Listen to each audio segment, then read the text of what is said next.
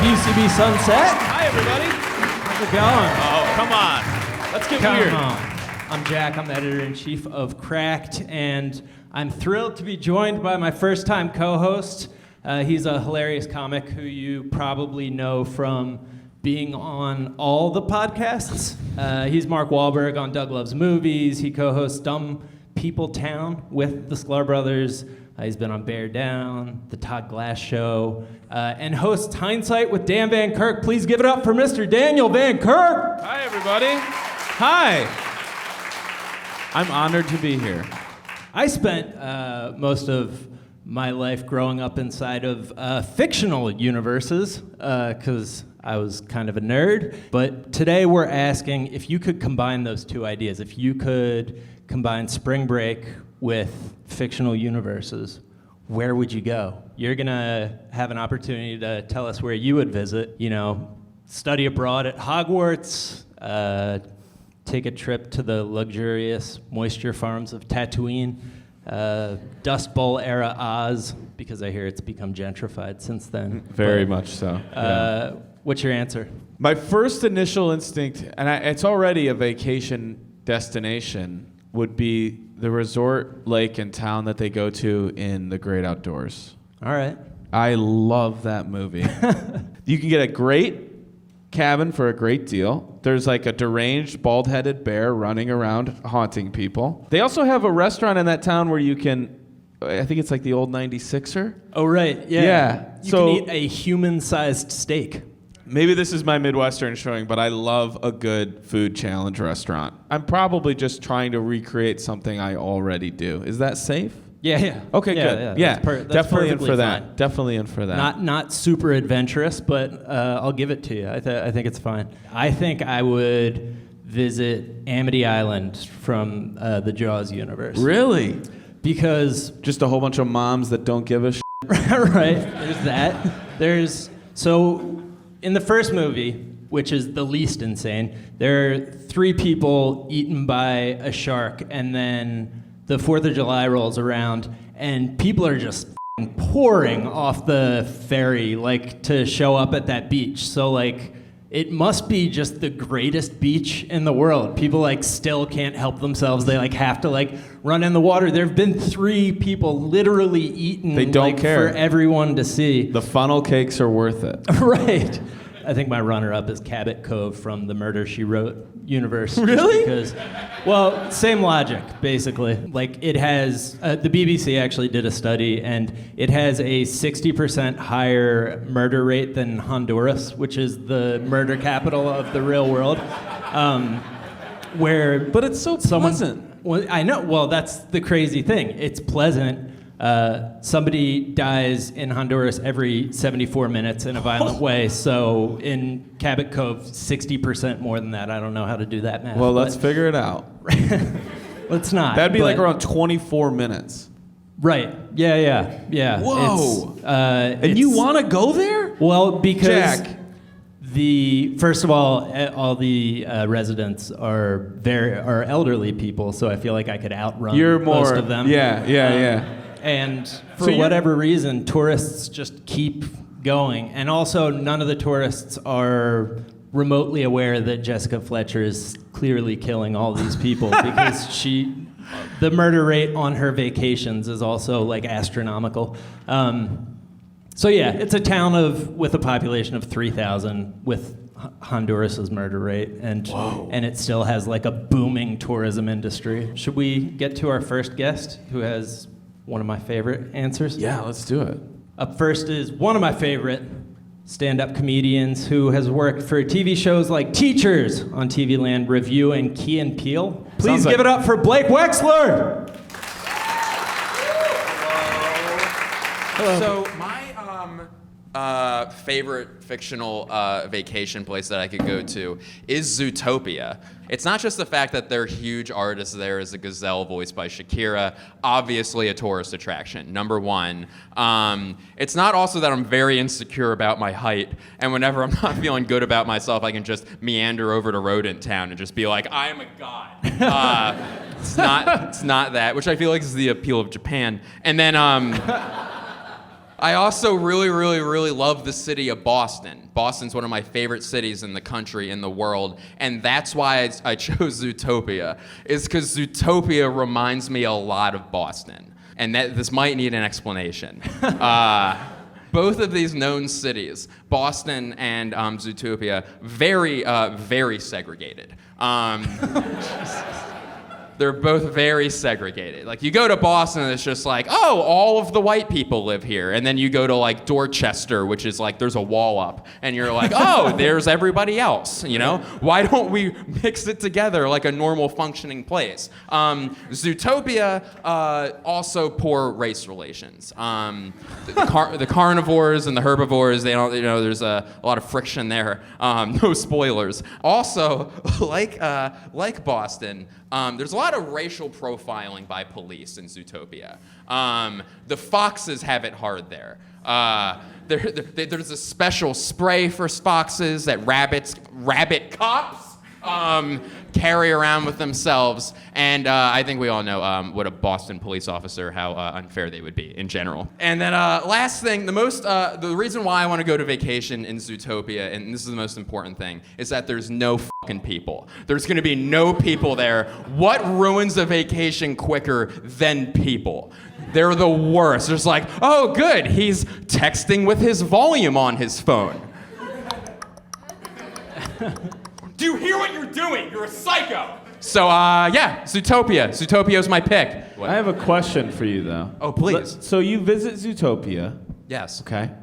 One of the things I like to do when I go on vacation is eat without regard to anything. What would you do for a great dinner in Zootopia without really offending some of the citizens?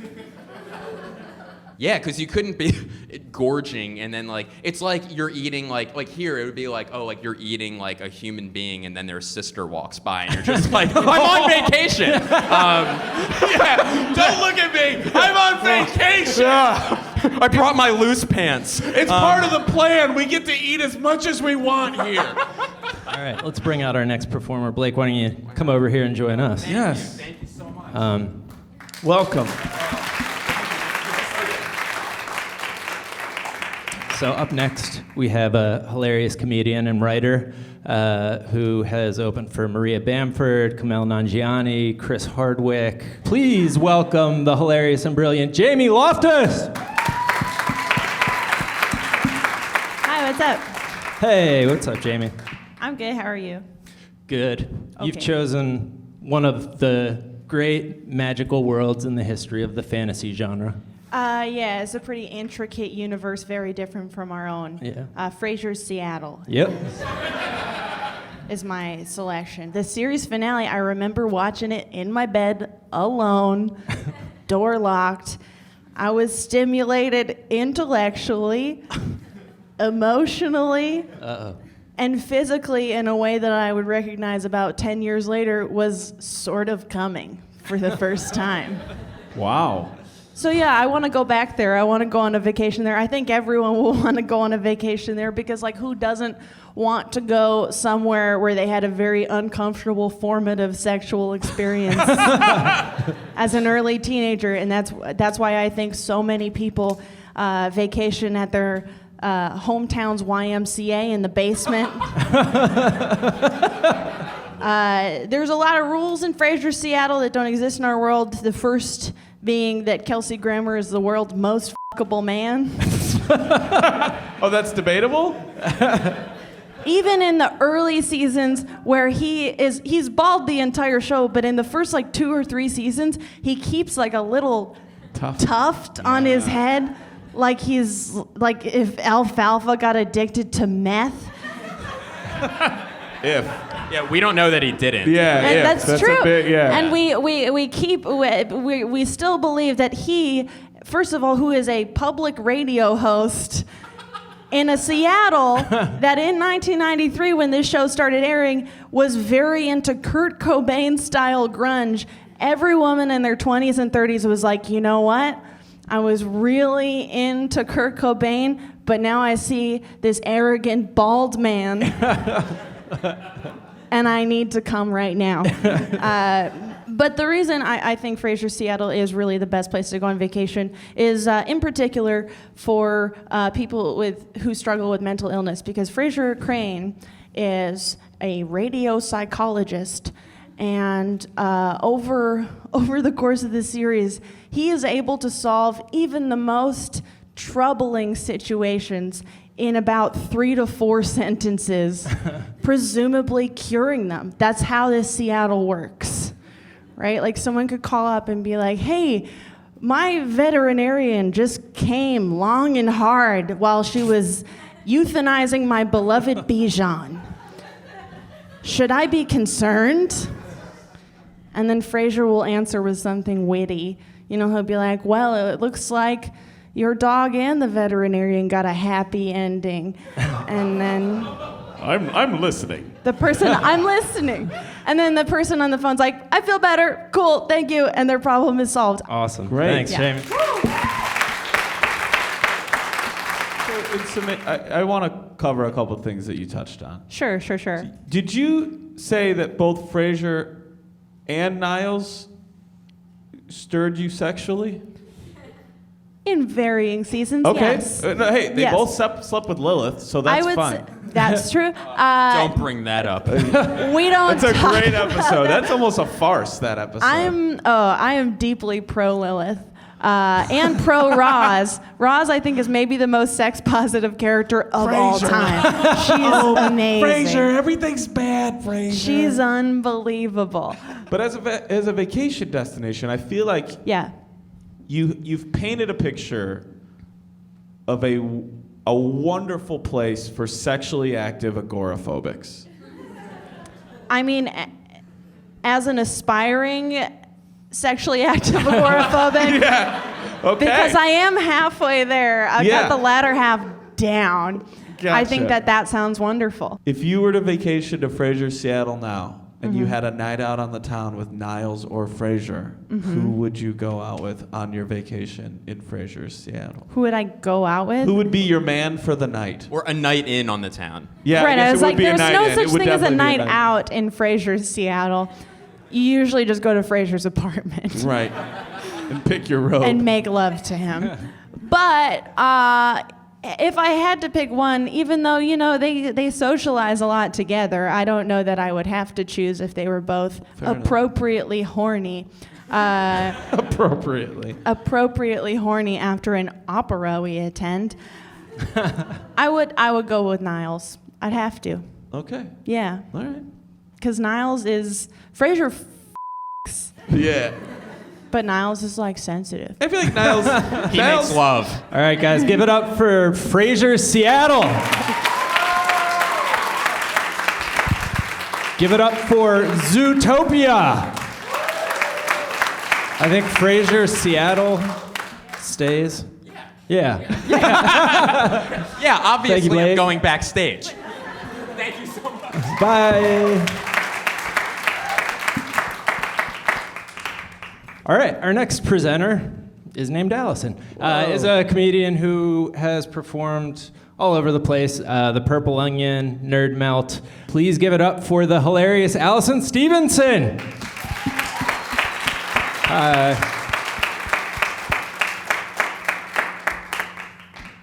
You guys, I'm going to talk about a fictional town called Stars Hollow from the show Gilmore Girls. Thank you. I created it myself. I really want to go to Stars Hollow because as a white Jewish woman, a female Jewish comedian who grew up in Los Angeles, I want to go somewhere where I'm considered exotic. You know what I mean? There's like 1,000 of me here, multiple thousands. I want to go somewhere where I'm like, whoa, you know? I want to be fetishized for like a week, basically. That's Stars Hollow, and it is gorgeous, and yeah, sure, you can go, and it's, you know, nice to look at. But I'm going to tell you my real motivation, why I want to go to Stars Hollow, is I want to and... like, this is a sexcation, you know what I'm saying? Like, this is like... Because I thought about it, and there are a lot of really attractive... If you've watched the show, there's a lot of attractive single men in and around Stars Hollow, and they're all falling in love with Lorelai and Rory constantly. And I used to think it was because they were interesting, but now I realize, like, no, it's just literally they're the only two women in that town who are single and in that age group. I'm like right in the middle. I could take all of their leftovers, both sides, and like these guys, even if they don't like me, they're just gonna have to deal. Like I'm plan B, and that's the only other plan there is. I wanna go to a town where like I don't have to hear a guy go on and on about a screenplay he's been working on since 2011. And it's always, every time, it's almost always the plot of Memento. Every time. And that's it. That's why I want to go to Stars Hollow. That's my vacation. The most attractive thing about it to me is that you can drink like 40 cups of coffee in a given 24-hour period and just like not get horrible diarrhea or like anything wrong. People just like constantly are drinking coffee. It's like they serve consequence-free cocaine with breakfast every morning. Like everybody's just... Yeah. I have some sexual follow-up questions. Oh, yeah. Let's do it. Please. For some B characters. Jess Mariana, are you pro Jess? Yes. Okay, just Yeah. checking. No, Jess is the only Just one I checking. liked. I Yeah. hate Logan. I hate Dean. Like, Oh, tell me. right? Jess is... But I know that I was programmed to feel that way. Like, I Right. know I that's know. what the show Obviously. wants. Right. So I want to not be that way. No, but I tie can't that help fucker to a it. gazebo and set it on fire. That works. Yeah. No, that's good. All right, give it up for Stars Hollow, you guys. Give it up for Frasier Seattle. Like Frasier Seattle stays. Our next presenter went viral eating mushrooms and getting weird as the skateboard rabbi on The Price is Right. Please give it up for Josh Androsky.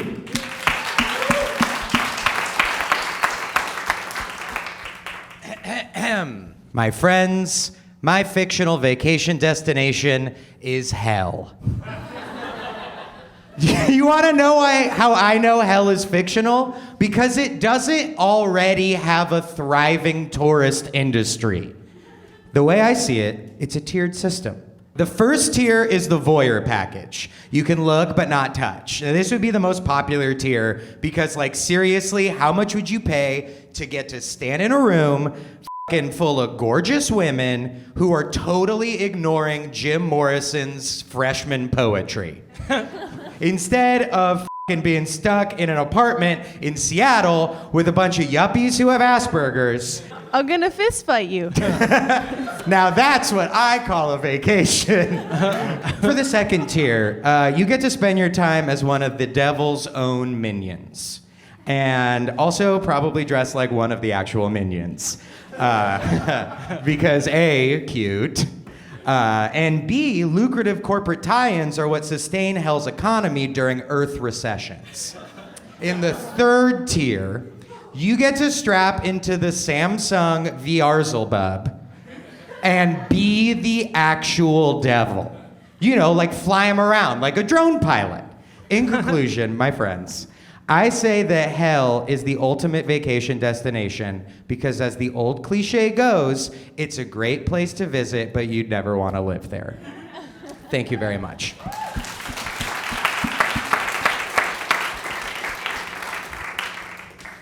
The only thing I want to know, is there shuttle service from your hotel room to the locations where is it like a Disney World thing? Oh, yeah, but you're just like on f***ing Margaret Thatcher's back. The shuttle services are... You pick what person who's been banished do you want to carry you around today? Scalia, get over here, dude. You just f***ing jump in his arms. Oh, But he that's bodyguards you. rich. That's rich. Yeah. Oh, I like a good hell. I have a price point question. Absolutely. Is this Shark Tank, by the way?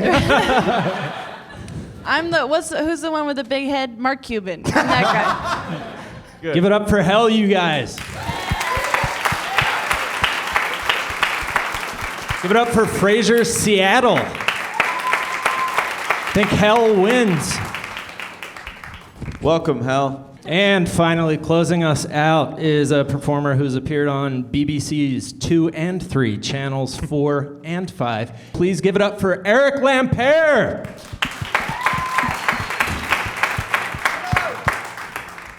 Hi guys. I may have been born in the 86, but most of my 80s experience was spent in the 2000s.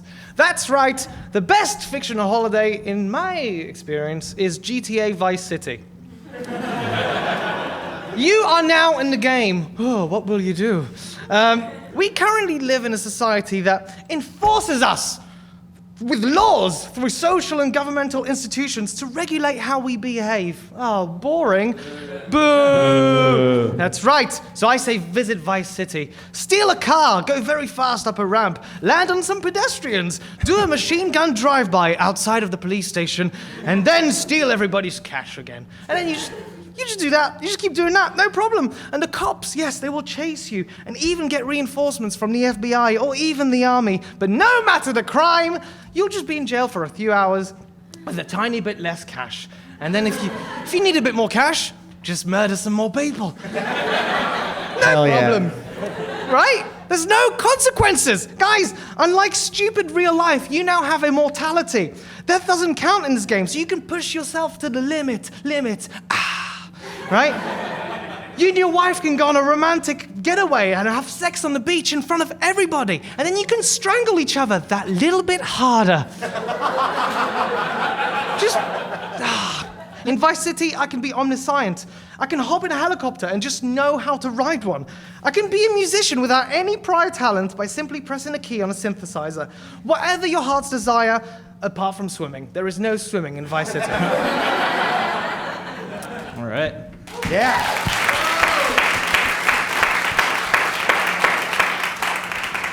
I couldn't help but feel like a little bit of the like Westworld to this, right? Yeah. It's like Westworld without the worst part of Westworld, which is that it's the Old West. And like, not Miami. Who gives a Right. Yeah, The worst part of Westworld was that writer guy, the actor who played the writer guy. Yes, he was terrible. Yeah. Yeah. Well, without any spoilers, in Westworld, like the game, the characters, if you were to go into Vice City, you wouldn't die. Oh, yeah, you're saying it's impossible to die in Vice City, whereas theoretically... Right. You could just die as many times as you like, while in Westworld, it's still real life. You're just entering a simulation. Give it up for Vice City, you guys. Give it up for Daniel Van Kirk, Eric Lampere, and all our presenters. Thanks for coming out, guys. Hey everybody, thanks for watching that video on YouTube. And make sure to, there's like a little thumb, you click like, and it'll say subscribe, leave a comment, and that's good. It wasn't great. It was good though.